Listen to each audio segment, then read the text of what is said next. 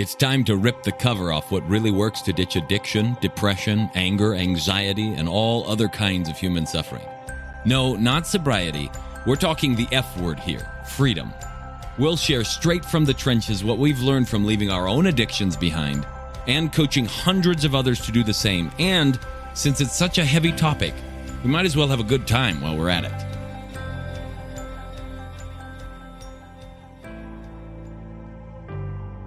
Let's talk miracles, folks.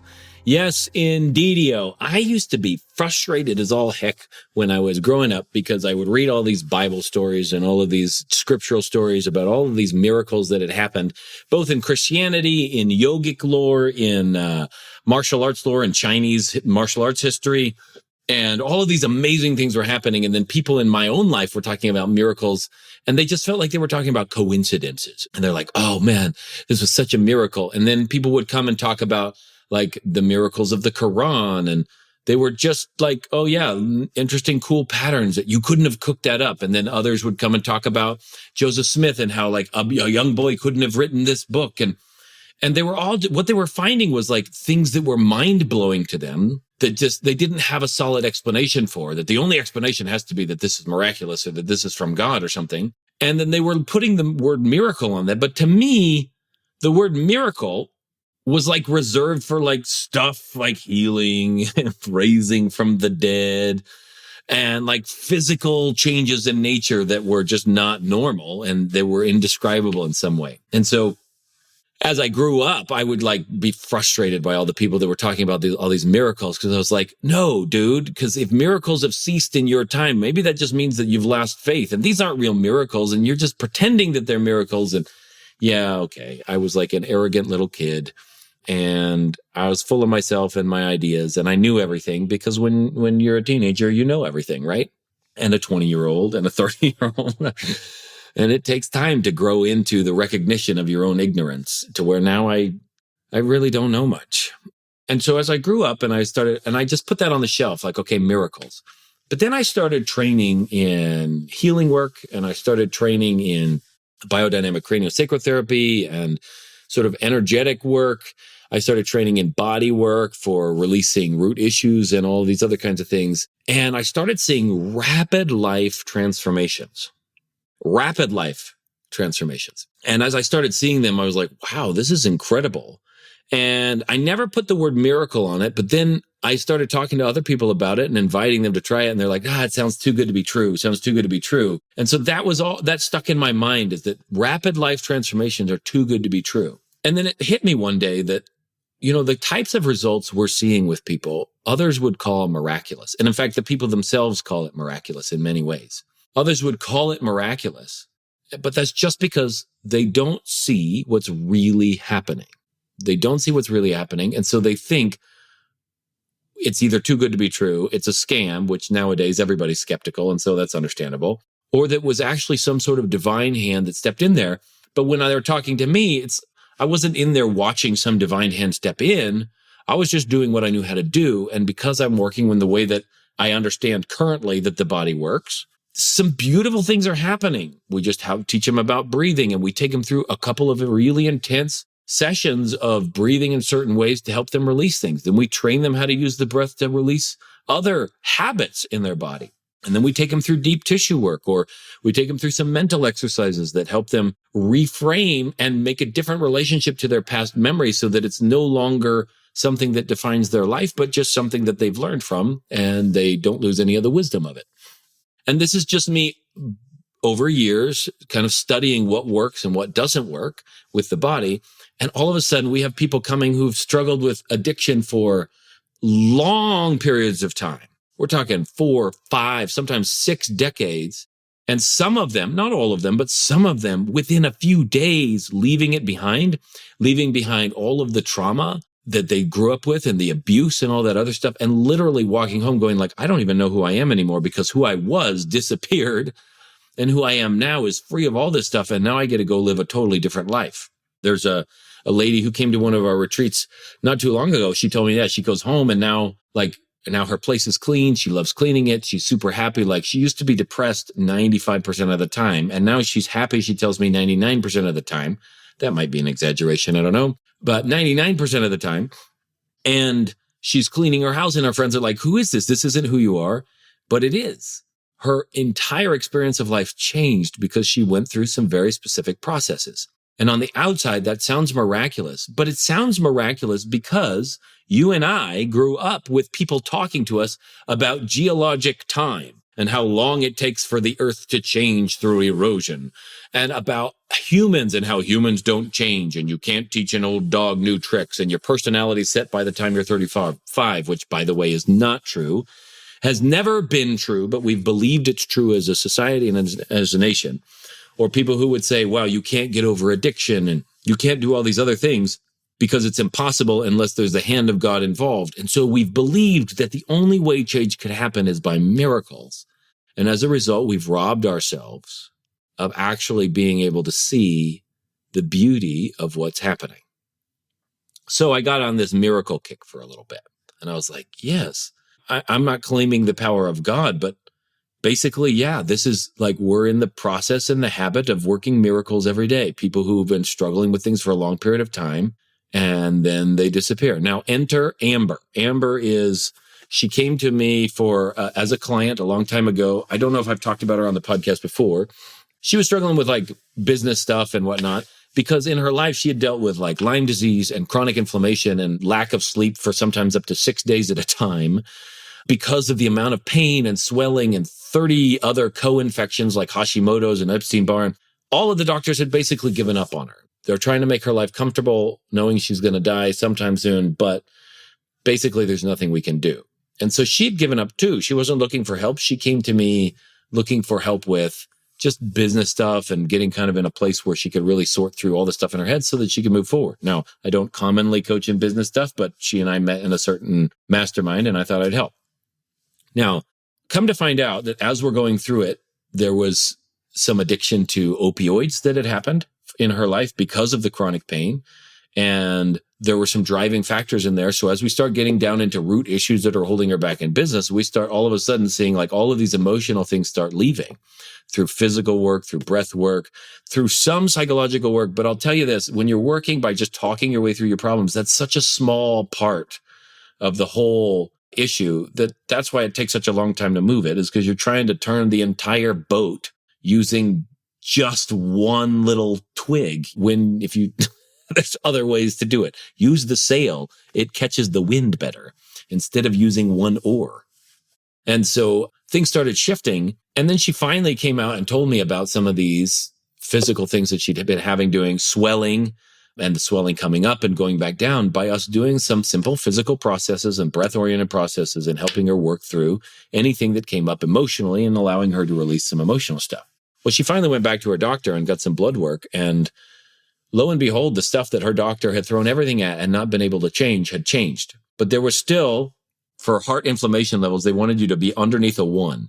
5 means we're going to hospitalize you right now, and we're going to look at end of life plan. And her blood work, despite all the other things that had happened, the Hashimoto's had gone away, the leaky gut had disappeared, all of the chronic pain had gone. Like literally, she's just this joyful human being. And her doctor's looking at her blood work going, I don't understand how you're not in pain right now, because according to these labs, you should be. But those labs were a marked improvement from what they had used to be as well. But then she saw the cardiac inflammation number at a 4. And she was like, I don't have anything that I can do to help you turn this around, but if it doesn't turn around quick, we're looking at some serious decisions to be made. If you or someone you know is looking to drop the F-bomb of freedom in their life, whether that's from past trauma, depression, anxiety, addiction, or any other host of emotional and personal struggles, but they just don't know how or want some help doing it, head on over to thefreedomspecialist.com/feelbetternow and check out some of the things we've got in store for you, or book a call so we can look at your unique situation and get you the help that you're looking for. So she sent her to me, and I did some of the deep tissue work. I worked with her with some deep tissue work and some breathing.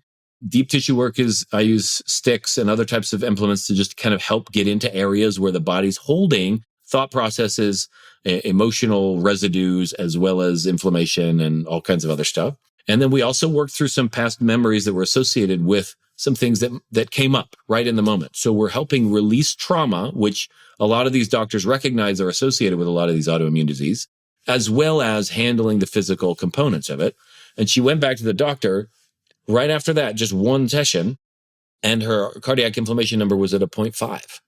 It went from a 4 to a 0.5 in essentially a day. And I don't feel like it's a miracle in some way, and yet it's something that is unheard of. It flabbergasted the doctor. It's really, and there's some other blood work and stuff that we've seen with some other clients that is really promising in terms of the work we're doing. And all this time, I've been like, no, it's not a miracle. If you just work with the body right, it's fine. But so many people want miracles. They want someone, the divine, to come in and swoop down and save them. But if that isn't in the name of Jesus, then they have a hard time accepting it. So they think the only way I can be saved is through a miracle, but the only way that miracle can come is through the divine. But here I am doing something very simple process, and miraculously, the whole thing is transforming. And this person, Amber, she just has this beautiful life that's unfolding in front of her. And all of this chronic pain and these other ailments gone, which, by the way, we're working on putting together a group, a beta group of people to really go to town on this and to help people who are struggling with these kind of autoimmune disease and chronic pain. So if you know people, send them my way, have them send me a message so we can help them out. But this miracle had happened. It wasn't in the name of Jesus. I wasn't trying to claim divine power. I was just doing what it was that I knew. But still, miracles weren't satisfying for me in a sense, right? Because I realized somewhere in the middle of it that as I'm doing this stuff, I used to say, no, I know exactly how this is working, but I feel like I was selling it short. And as I started to think about my own body, I want you to think about your own body and your own ability to move right now. If I wiggle a finger, I actually don't know how to wiggle a finger. I don't actually feel like I'm wiggling the finger. I can see the fingers wiggling, but I'm not sitting here consciously declaring to my brain which neurons to fire and which cascade chain of muscles to tense and which acids or chemicals to shift so that this finger moves in this way. It seems to be connected with, I want the finger to move, and now the finger is moving. So maybe I'm doing some kind of weird telekinesis, right? Because I'm connected to my body in this way. And so as I started to recognize that, I started to realize that everything is a miracle. Everything in life is miraculous.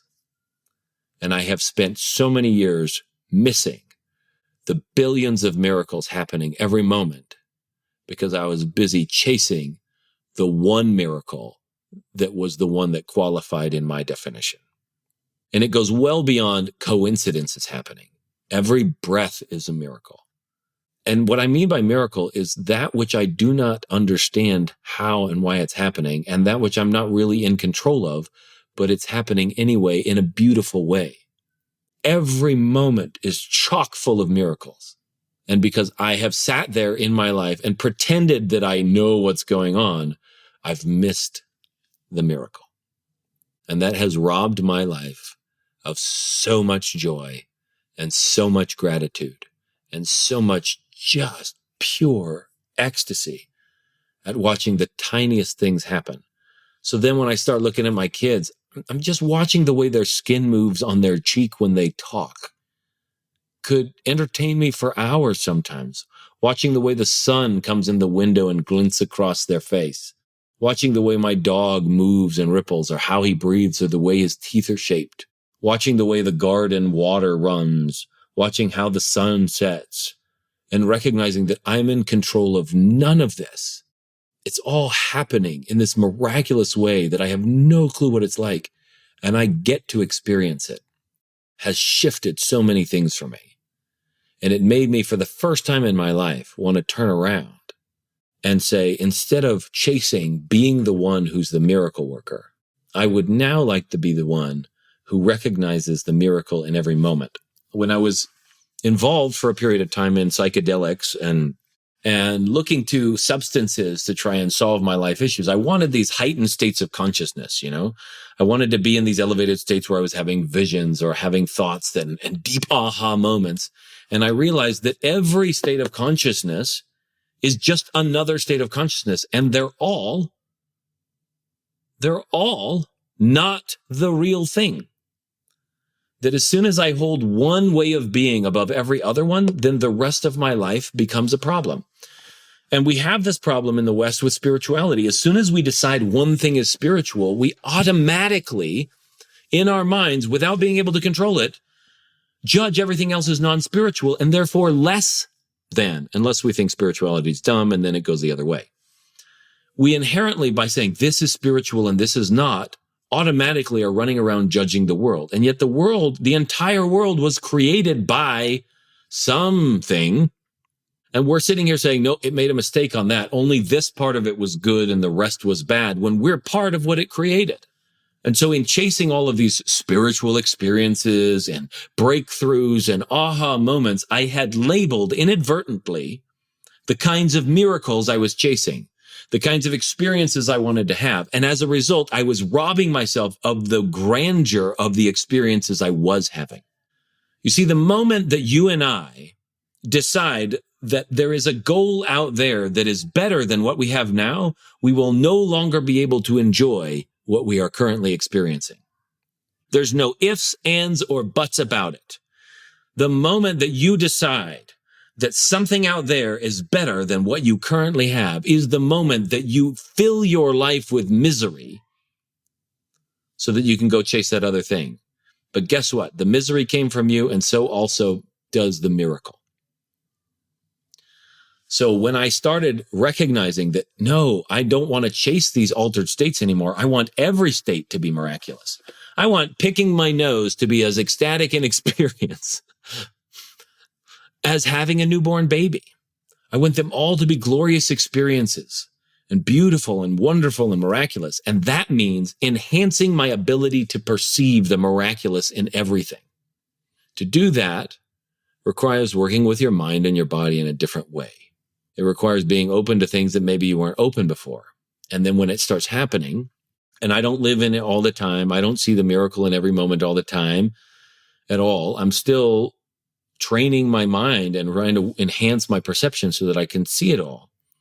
But when it starts happening, I can't begin to tell you the number of times that I've just been overwhelmed with utter joy and pure ecstasy in seeing the tiniest little thing and just feeling all of my cares wash away and feel my whole being renewed because I finally got to see the miraculous gift that it is to be alive in this moment.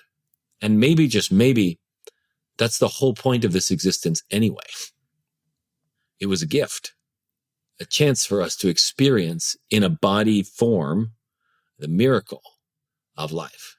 And all the time that we spend chasing miracles, we miss the miracle that's happening underneath our feet and in our heart and in our lungs and in our soul. So as I wrap up this talk on miracles, and I know it's been a little bit of a wandering talk, I just wanted to invite you, one, to start looking for miracles, the big ones and the small ones. Because just as every breath is a miracle, so too is the miracle of Amber being able to turn her cardiac inflammation down, or the other client that we had being able to completely alter her personality traits because now she's happier. And to have another client drop 50 years of trauma because he just did some breathing in a certain way and some mental processes in a certain way. So look for the big ones and the small ones. But whatever you do, stop closing down possibilities in life. Quit looking for what's impossible. Quit affirming and gold plating your limitations. And you might just find that life blows your mind and shows you things that you never thought possible, and enables you to see that even the ordinary mundane things are far more miraculous than you ever possibly considered. And that's it for today's Alive and Free podcast. If you enjoyed this show and want some more freedom bombs landing in your earbuds, subscribe right now at wherever you get your podcasts from. And while you're at it, give us a rating and a review. It'll help us keep delivering great stuff to you. Plus, it's just nice to be nice.